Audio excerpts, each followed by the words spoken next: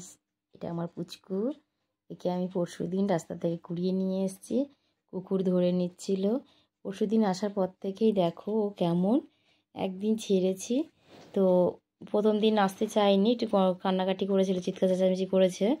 তারপর থেকে আজকে 3 দিনে এতটাই পোষ মেনে গেছে যে দেখো কি সুন্দর বুকের মধ্যে বসে হাম্পি দিচ্ছে, এই করছে। দেখো